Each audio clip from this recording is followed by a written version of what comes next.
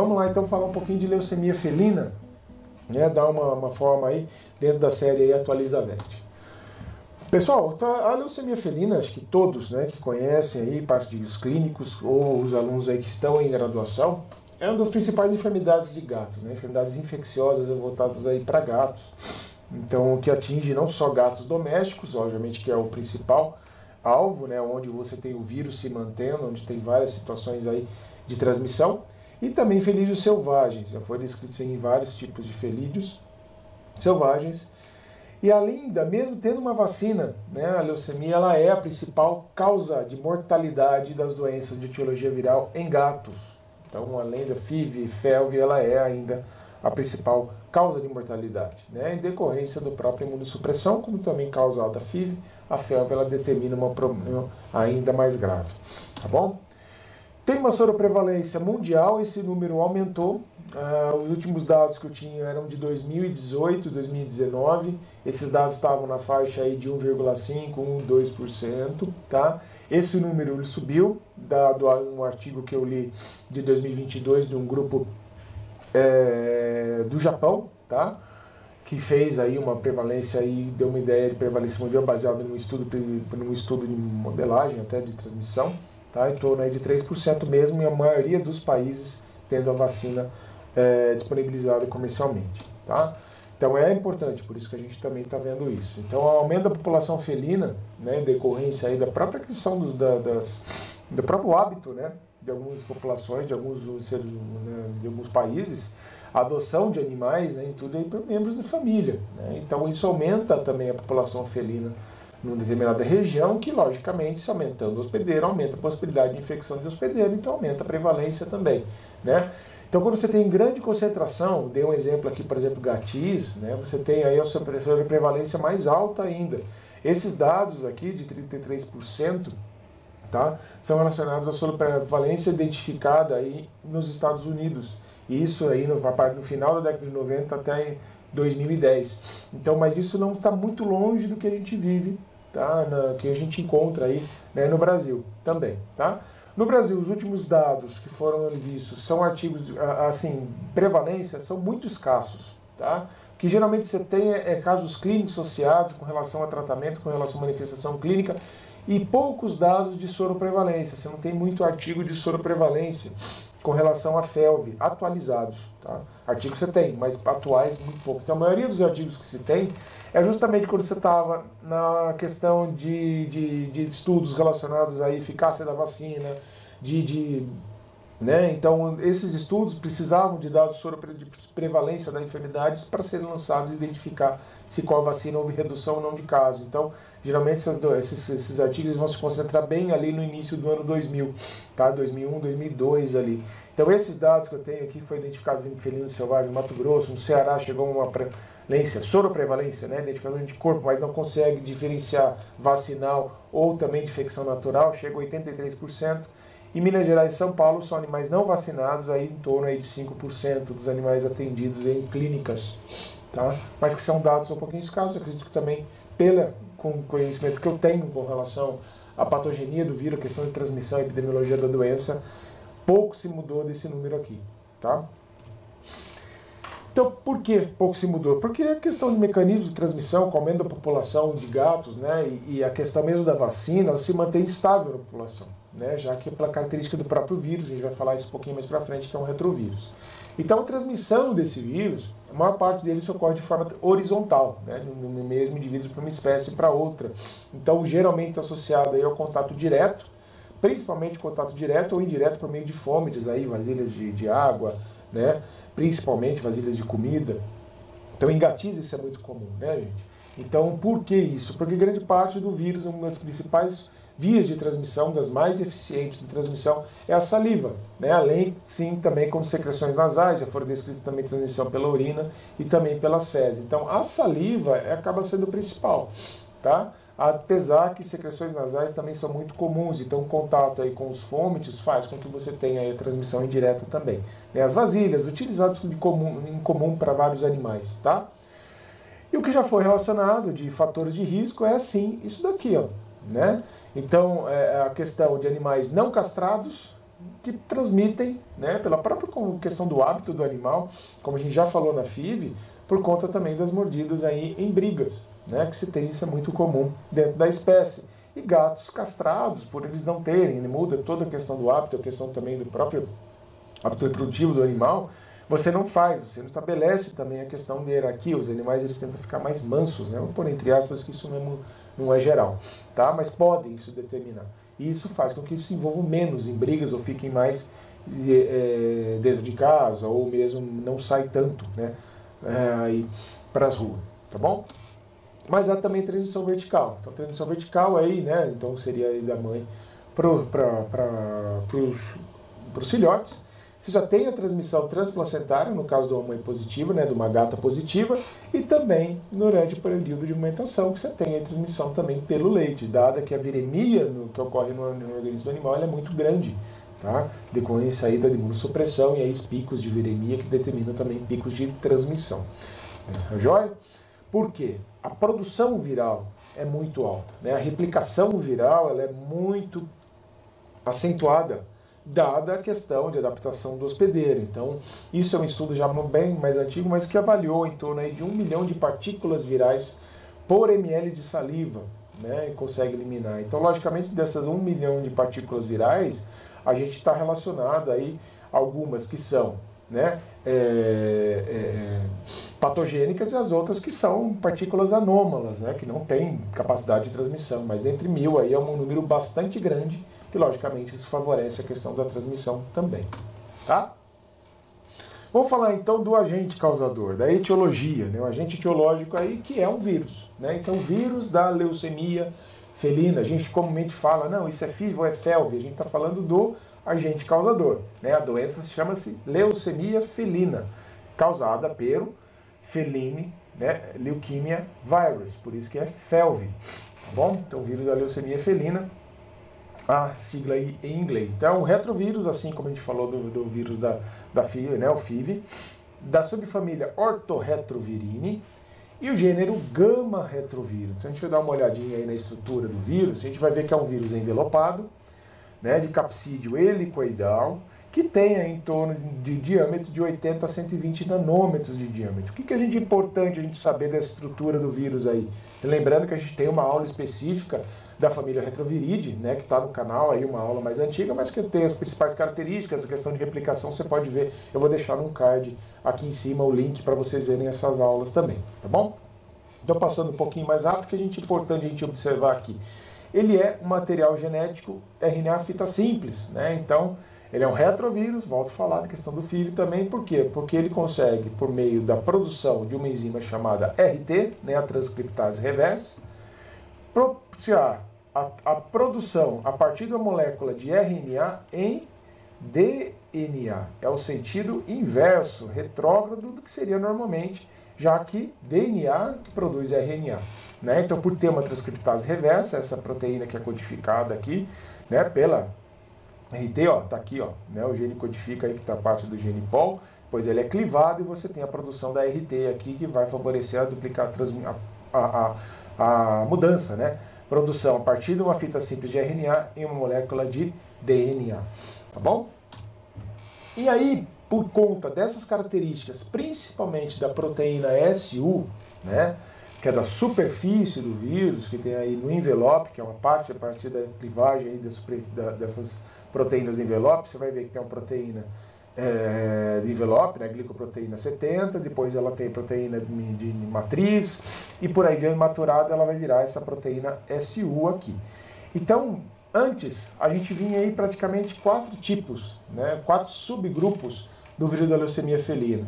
Então, o FeLV do A, B, C, e aí tinha o T, né, 4 só apenas. No entanto, com o desenvolvimento aí de várias metodologias, principalmente moleculares, houve a identificação de alterações baseadas no gene codificante da proteína SU. Por que a proteína SU?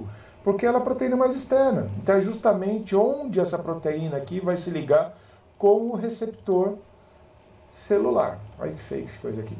Né? Com o receptor celular. Então, se ele muda essa proteína, o receptor celular, ele também vai ser o quê? Diferente. consequentemente, você tem alterações, diferenças aí com relação à proteína, você vai ter diferença com relação às proteínas também, tá bom?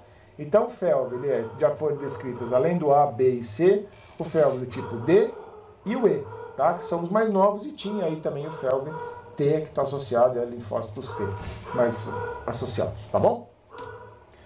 Então, essa proteína SU, ela é desempenho, que eu falei para você, do receptor, ela está associada aí à questão do tropismo viral, tá? É isso que é importante, porque mudou a proteína, muda o tropismo. Tanto é que a gente fala aqui do FeLV-T, que está envolvido aí na questão da transmissão mais associada ao tropismo por linfócitos T, tá bom? E, consequentemente, se muda a célula, muda uma alteração, muda o receptor, né, muda a célula, consequentemente pode ter alterações com relação à patogenia. Então, aí, não entrando muito na questão de taxonomia dos vírus, né, a questão de subgrupo e tudo mais, o subgrupo ele só é caracterizado quando você tem alteração da manifestação clínica, a forma clínica da doença muda, tá? No entanto, que eu vou falar para vocês logo depois, o D, né, e o E, que foram os últimos a serem identificados, eles não foram praticamente uma alteração na forma clínica, e sim uma alteração muito significante no gene que codifica essa proteína, que por meio de uma série de recombinações e mutações por outros vírus, tá, que são endógenos aí dos gatos, ocorreu essa nova mutação, essa alteração desse vírus, tá? No entanto, assim, foi descrito um único caso que foi isolado, então não tem muito se preocupar. O que muitos perguntam, mudou a proteína, mudou a questão da vacina, né? Essa proteína, por incrível que pareça, mesmo tendo essa alteração, ela mantém as características da conformação dela baseada no antígeno da vacina. Então, o antígeno da vacina tem, teoricamente, porque a disseminação do vírus desses dois subgrupos são pequenas, teoricamente elas conferem imunidade, né, para também todos os subgrupos de FeLV, tá bom?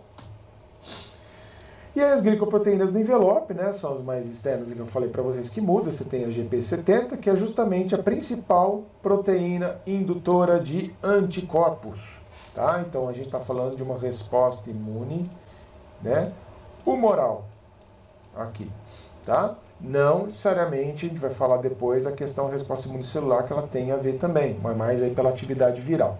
E você tem uma proteína também faz parte dessa proteína do envelope, chamada P15E, que essa sim está ligada mais relacionada ao metabolismo, né, que é a alteração do metabolismo celular por parte do vírus, que vai determinar uma imunossupressão no animal. A gente vai falar disso, que ela vai alterar a liberação de citocinas, né? Então eu vou mudar aqui, ó, citocinas, tá?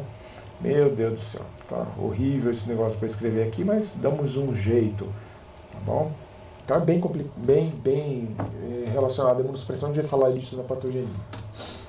E aqui está a forma de liberação do vírus, né? Então vejam lá novamente, tem uma aula da família Retroviridae, vamos falar dessa questão da liberação, né? Aqui eu peguei o caso, é o mesmo, não é que errei aqui, mas é a única figura relacionada à FIV, é a mesma forma que o FeLV também é eliminado, então por brotamento, né? Então as proteínas dos vírus vão estar na membrana plasmática da célula, e aí por brotamento você tem a aquisição desse envelope, né, e a liberação do vírion, né, uma partícula anômala aí, tá bom? E aqui estão as formas de apresentação clínica. Então, conforme eu falei para vocês, de maior ocorrência é justamente o FeLV do subgrupo A e B, tá? A C, ela é raramente isolada, assim como a D e a E, né? A D, ela foi isolada, a E, perdão, foi isolada uma única vez no Japão, tá? Então essa daqui concentram praticamente os maior parte dos casos, tanto aí de transmissão, né, do vírus, que está realmente prevalente na população de gatos, mas você tem aqui um outro importante também, que é o do tipo T, subgrupo T, que é altamente patogênico, então aquilo que eu tropismo por linfócitos T, por isso que você tem o subgrupo T, e afinidade por duas proteínas celulares do hospedeiro, que são bastante comuns, tá, nos gatos aí, e que também está envolvido com a FeLV do subgrupo A. Então geralmente você tem infecções onde o FeLV do tipo A predomina, mas ele abre as portas, oportunismo aí para aparecimento também desses outros subgrupos aí também, né? Então ocorre com o subgrupo A em mais de 50% dos gatos aqui com linfoma, principalmente do tipo B aí. Então, por que são subgrupos? Lembra que a gente falou que para ser caracterizado o subgrupo você tem que ter alteração da forma clínica? Então, por exemplo, aqui o A é a base, né? Mas você pode ter alterações de produção do subgrupo B, principalmente associados às causas de linfoma nos gatos. Tá? Então aqui também o D também está associado a linfoma, mas o T, ó, né, também mais envolvido em linfócitos T aí, não tão grande. Então o que vai apresentar? De acordo com o subgrupo, você tem algumas características clínicas associadas, não específicas, não são exclusivas do subgrupo. Né? Então, por exemplo, que é mais comum visto pela infecção pelo felviar, neoplasia, né? Hemólise, então, que foi experimental, mas pode acontecer, já foi descrito também, não só, mas experimental natural também, tá? Do tipo B, não patogênica, né? Infecções singulares, então, por quê? Singulares, estou falando, então é em associação com A, tá? Então mas por você já ter imunossupressão causada pelo felviar, a B, ela entra de uma forma mais virulenta quando em combinação, tá? Já que ela não é contagiosa também, assim como a gente vai ver a C, a D e a E, tá? A E, ela foi isolada uma única vez, gente, ó, no linfoma no timo, tá? Num caso de um gato no Japão. Foi aí que ela foi descoberta e tudo mais. Então, tentaram reproduzir alguns outros artigos tentando identificar o subgrupo E do FeLV em linfomas quando ocorria no timo, tá? Em outros gatos, mas não foram detectadas, sempre A ou B, tá? Então, isso a gente vai ver aí também. O C, acabei pulando aqui, anemia não regenerativa, mielose eritrêmica. A gente vai falar disso um pouquinho da patogenia, tá? Que acaba a patogenia, o diagnóstico do FeLV, quando suspeita clínica, ela é um pouquinho mais complexo que a gente viu na FIV. A gente vai entender, vamos entender o porquê também. Beleza? Vamos lá então. Vou sair do T, ó, estava passando já, esquecendo. Linfopenia, neutropenia, febre, né, e diarreia. Então aí são alguns casos mais envolvidos aí nos casos aí também, de uma forma não tão virulenta, patogênica quanto a A, né, mas é altamente também associada aí a algumas formas clínicas, tá bom? Mas não específicas, como eu falei, mas são mais associadas. E aqui tá, eu já de antemão peço desculpa por a gente ter esse quadro aqui, né? É o que eu mais utilizo porque, assim, dificilmente a gente encontra hoje na literatura um diagrama tão perfeito, tão bem elaborado como o do livro aqui do Green, tá?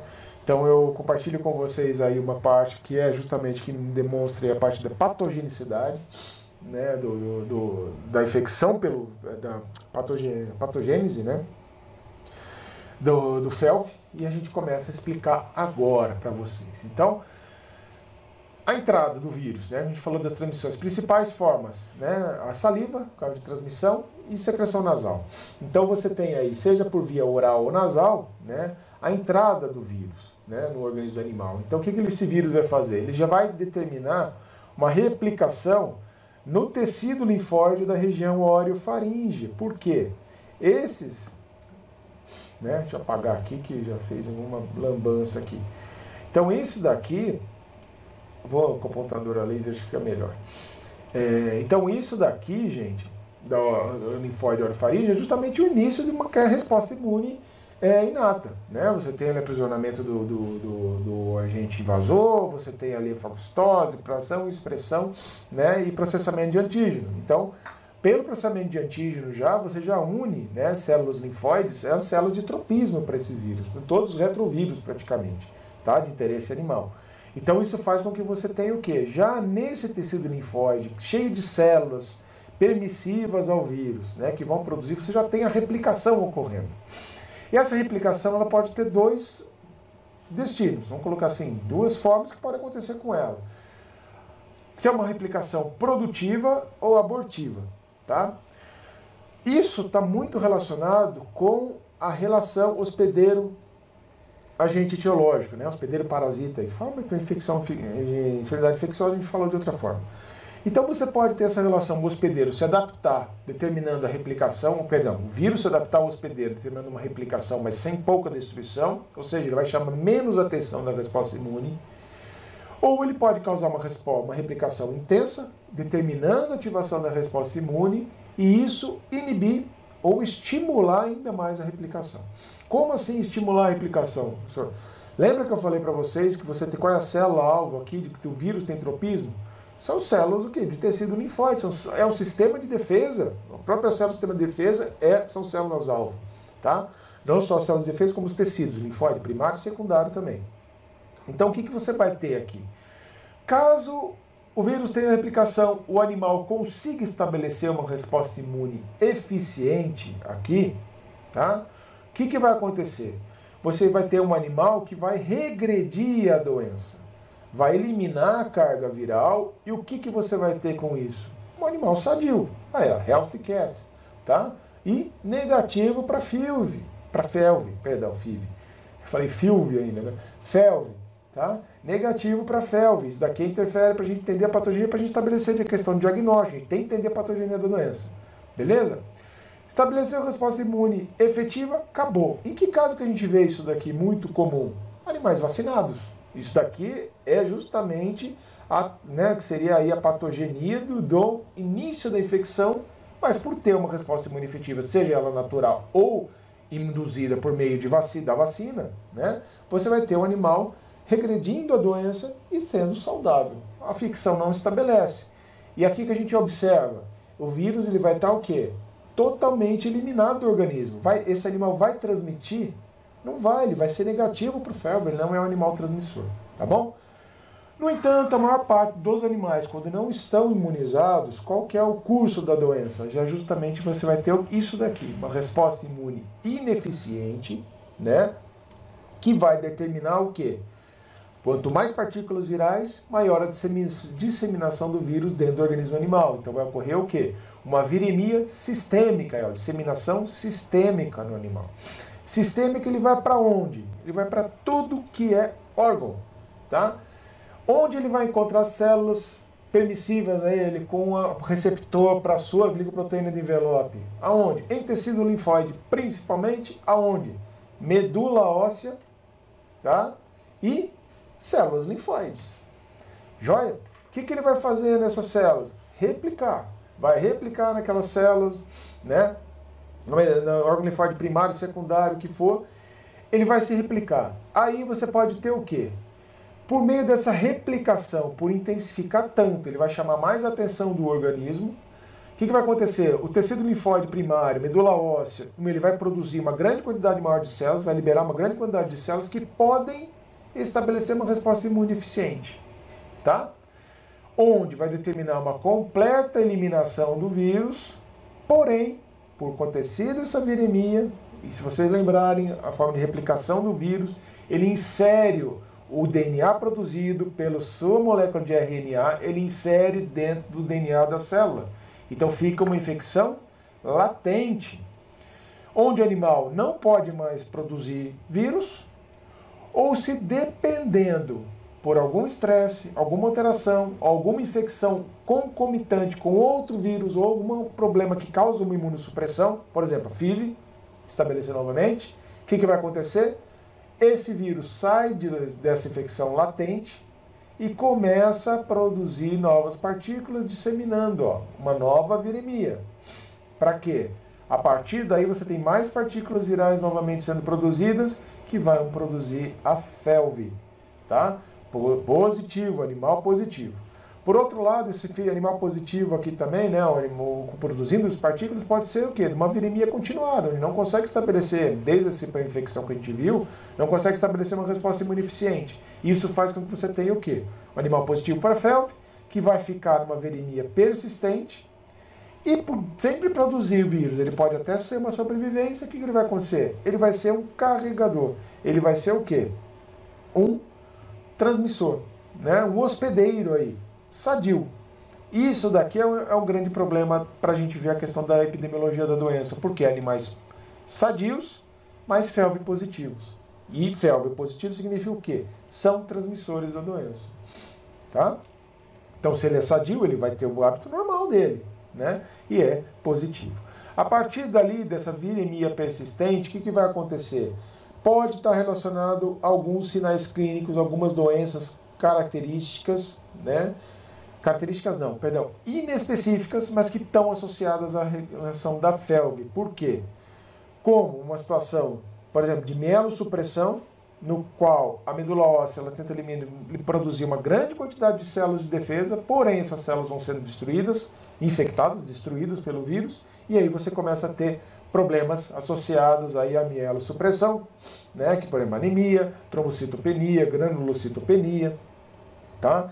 Ou então sinais clínicos relacionados à própria imunossupressão. Então, uma queda de linfócitos séricos, né? Função linfocitária anormal. Então, isso tudo leva o quê? A predisposição a outras doenças, né? De caráter secundário. Então, você vai ter aí problemas, né? Glomerulonefrite, decorrência também de algumas outras infecções, problemas reprodutivos, osteocondronas, né? Várias situações aí mais problemáticas. Então, o que isso tem a ver? Mas, professor, quando que vai estar produzindo esse grupo aqui? Quando que o animal, por exemplo, vai estar associado mais à infecção secundária ou vai ter algum problema mais sério, né? De um prognóstico pior ou ruim ainda? É justamente a interação hospedeiro-parasita, hospedeiro-vírus, né? No caso a gente está falando aí, onde pode determinar a leucemia, que foi o primeiro sinal clínico característico, né? Primeira doença, vamos colocar assim, um quadro clínico característico associado ao FeLV, por isso que ele foi denominado vírus da leucemia felina, mas também quadros de linfoma, que é até comum, né, nos animais que são imunodeficientes, e mielodisplasia também, por alterações aí da produção de células da medula óssea, tá bom? Então, o que a gente observa nisso?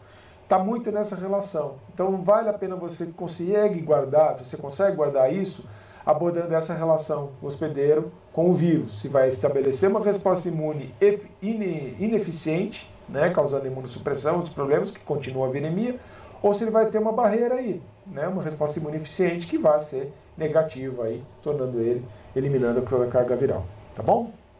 Podem estabelecer infecção latente ou não, né, depende disso aí também. Beleza? Então, os sinais clínicos estão mais associados a infecções oportunistas também. Então, como a gente falou no FIV, né, a estomatite, gengivite, né, também está relacionada. Lesões de pele, abscessos subcutâneos, doenças respiratórias crônicas, né? Então, você tem maior risco, inclusive, de peritonite infecciosa felina. A gente vai falar dessa doença mais para frente, tá? E até quadros mais suscetíveis de toxoplasma, tá? A toxoplasmose aí, no caso, também. Linfossarcomas são vistos em torno de 25% dos tumores determinados aí pelo FeLV, tá? O que tem causa direta pelo FeLV, indireta. Tá? A leucemia, por ser mais frequente, 55% dos casos descritos de infecção pelo FeLV relacionam com a leucemia. E aqui a gente faz um parênteses um pouquinho para pensar, né?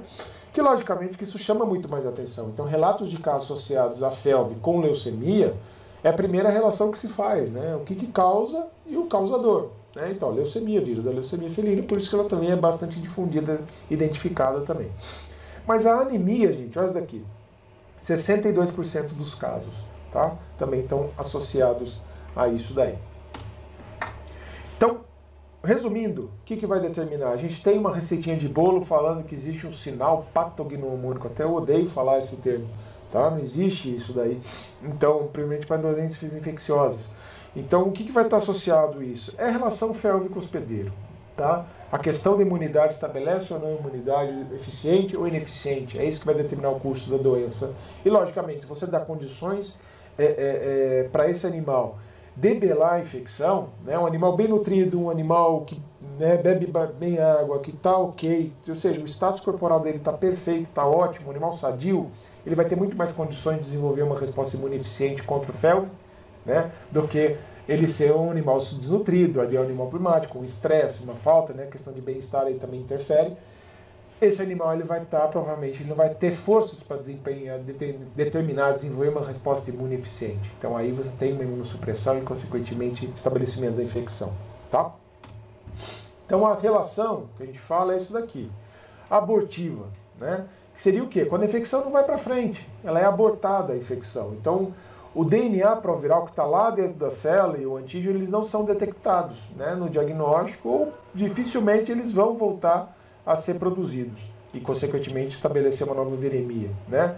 Você tem a relação regressiva, onde o animal também estabelece uma resposta imunodeficiente ao ponto de diminuir essa carga proviral, né? Provírus é justamente o vírus que, para ser formado, cujo genoma do vírus não, o DNA produzido a partir do genoma do vírus está ligado ali junto do genoma celular, né? O DNA cromossômico ali. Então a carga proviral transitória ou baixa e o antígeno viral ele não é detectado, tá?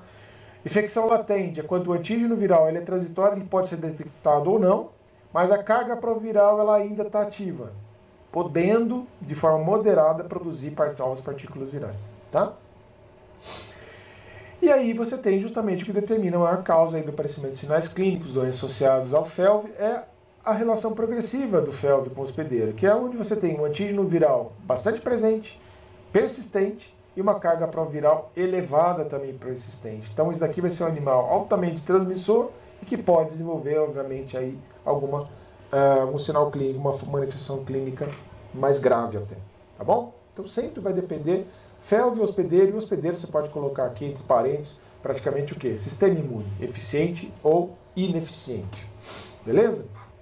Aqui são um outro quadro de desordens hematológicas relacionadas à infecção de FeLV, né? Então, a anemia regenerativa, qual que é a causa, né?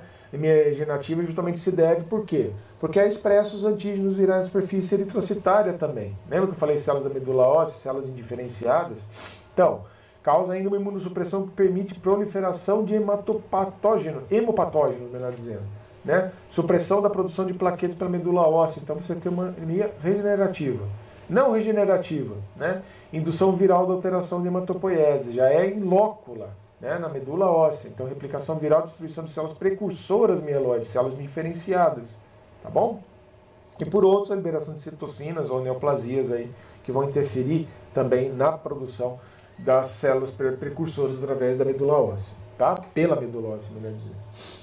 E outras anormalidades leucocitárias de plaquetas, né, achados hematológicos, então, decorrência de processo neoplásico envolvendo leucócito. Então, logicamente, a normalidade leucocitária já é bisa, já que as células leucocitárias são células permissivas e justamente o tropismo do vírus são para essas células, tá? Então, vai causar uma redução.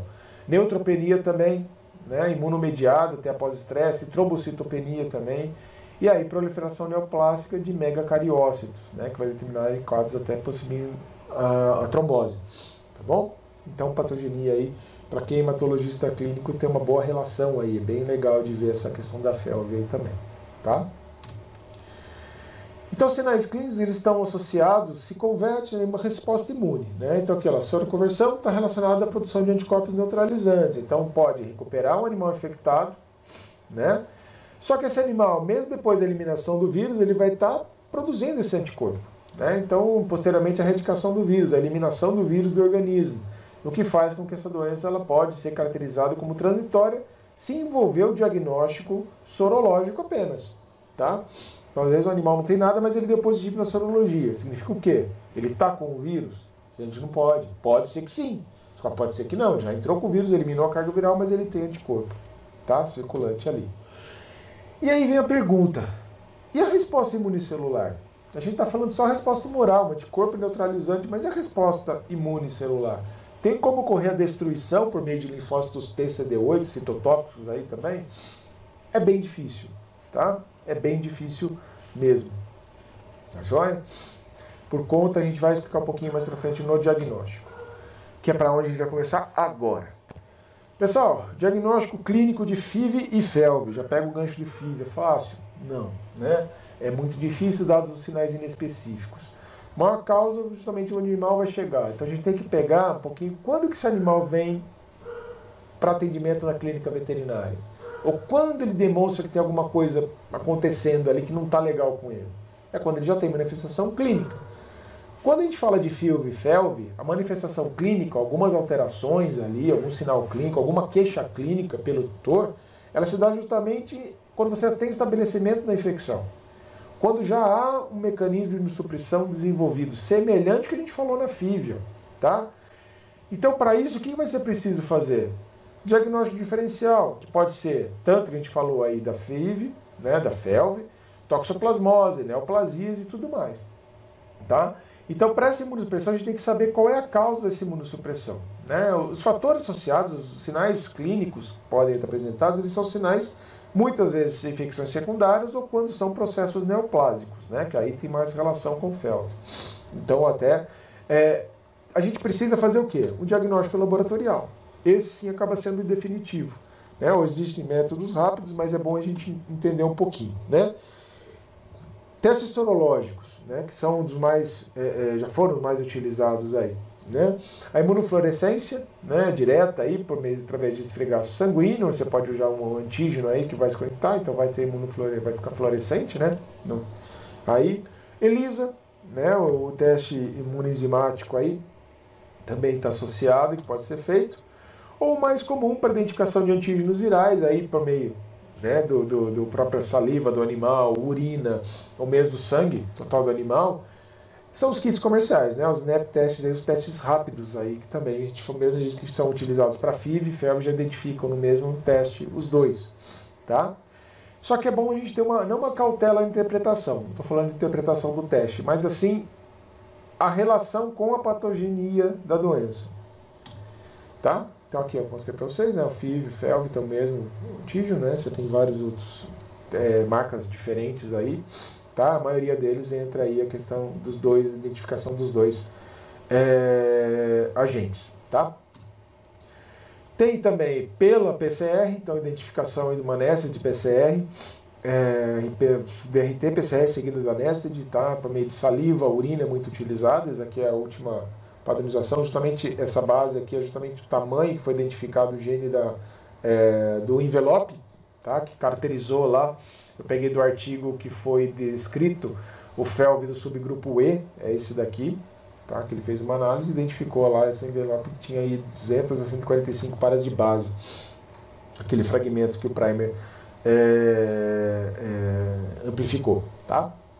Mas acho legal a gente ter esse quadro aqui também, tá? Provavelmente vocês já ouviram falar, se digita FeLV no Google, põe FeLV diagnóstico, ou inglês ou português, aparece essa imagem aqui para vocês. É muito legal essa imagem porque dá uma ideia da questão para o diagnóstico, né, que ele relaciona assim, ó, a produção de anticorpos, né, anticorpos não específicos, né, PCR, ELISA, imunofluorescência. Então, para a gente ter uma ideia de exames sorológicos e exame etiológico aí direto, né, para antígeno detectando PCR no caso, tá?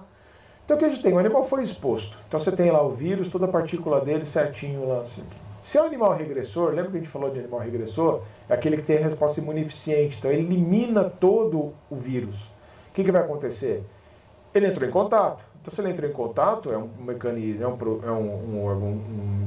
uma partícula invasora, uma partícula estranha, logicamente ele vai produzir uma resposta imune, tá? Por meio do quê? Identificação por meio de anticorpo. Então, se você fizer no animal regressor, que eliminou completamente o vírus, você vai fazer um exame sorológico, o que ele vai determinar? Animal positivo. Só que você não sabe estabelecer, você não consegue estabelecer também, o animal está sadio. Opa, ele pode estar em infecção latente, tá vendo aqui o anticorpo? Se ele está em infecção latente, significa que ele ainda tem o provírus nas células leucocitárias.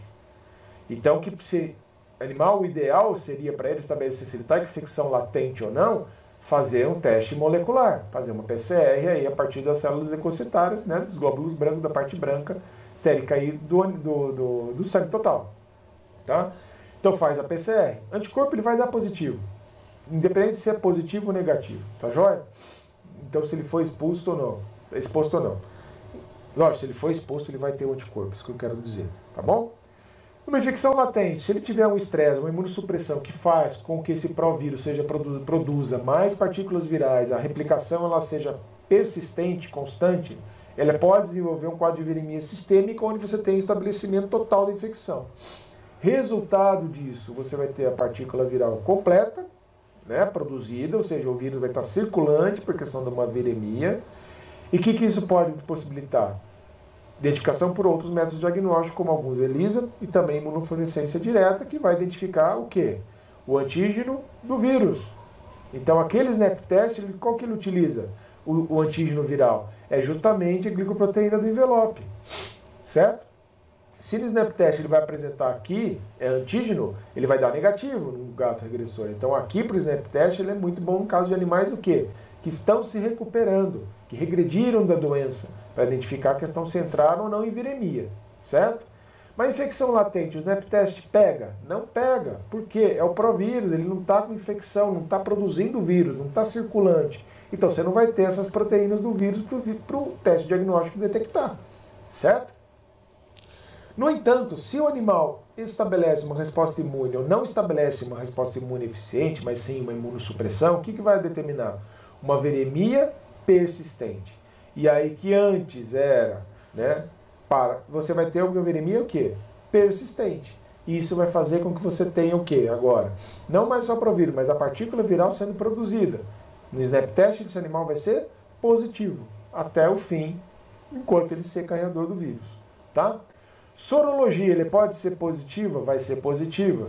Mas quando você tem um animal já com um quadro crônico, presente um processo neoplásico decorrente, você pode ter uma imunossupressão tão evidente onde você tenha a diminuição acentuada, inclusive, de células linfocitárias, que são aquelas que produzem anticorpos, linfócito B, por exemplo, a ponto de ter um animal positivaço, com uma carga viral absurda, só que sem forças, tá? Com pouco maquinário para produzir anticorpo.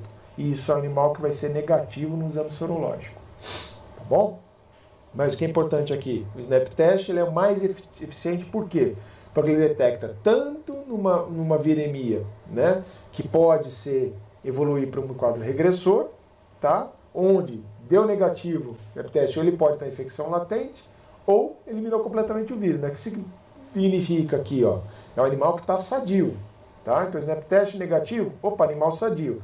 Pode estar com infecção latente? Pode, não tem como você não descartar isso, tá?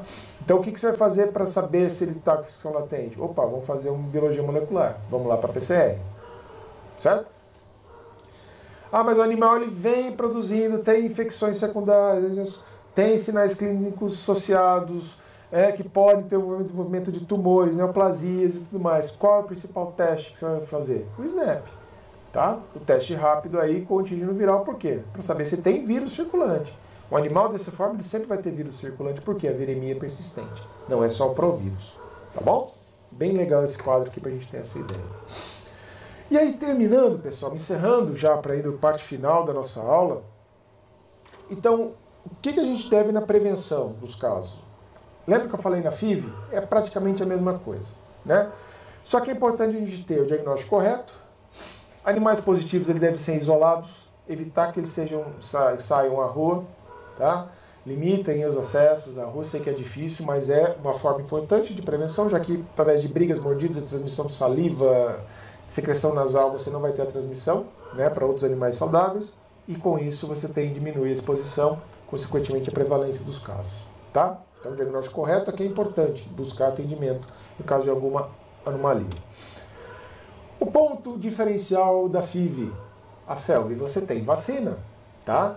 A vacinação ela é muito importante, então a gente nota uma prevalência muito baixa em países onde você tem disponível vacina comercialmente, e nos países que não tem vacina, principalmente alguns países aí do leste europeu e também da América Latina, né, principalmente da América Central, tem alguns países que não tem essa vacina disponível. A incidência vai ser muito maior, tá? A prevalência consequentemente. Então, é uma vacina de vírus completo inativado, né? Você tem algumas vacinas ou recombinantes, até decorrência da atualização pelos diferentes sorogrupos, que apesar tem resposta imune cruzada. E é disponível comercialmente. Então, acaba saindo essa vacina de uma forma bastante eficaz, né? E aí a dosagem, o protocolo, ele é básico, né? São 3 doses com reforço anual. Então, é uma dose que você tem recombinante, valente, você pode ter a primeira dose com 6 a 8 semanas de idade, né? Aqui é legal, quem não viu, vê uma aula minha de resposta imune neonatal, a gente vai falar disso, de ativação de resposta imune ativa, passiva, de imunização, é bem legal essa aula de imunologia, vou deixar o link também aqui para vocês, tá? Explicando aqui por que tem que ser de 6 a 8 semanas, também estabelecimento aí de uma resposta imune passiva, interferência da resposta imune passiva. Na segunda dose, depois de um mês aí, ou 3 semanas, você faz aí segunda dose, depois de 3 semanas a terceira dose, e aí reforço anual, tá? Já que é um vírus completo inativado, a resposta que induz essa vacina é a resposta imune humoral. A maior parte aí, resposta imune humoral, dá uma produção de células de memória, logicamente, mas você tem que fazer um booster, né? Você tem que aumentar a carga de anticorpos também circulantes. Beleza? É isso, gente. Tá? Então, agradeço aí pela audiência, tá? Divulgue, compartilhe pra gente esse conteúdo chegar a mais pessoas, né? Dê um like aí no vídeo se você gostou. Obrigadão, até a próxima.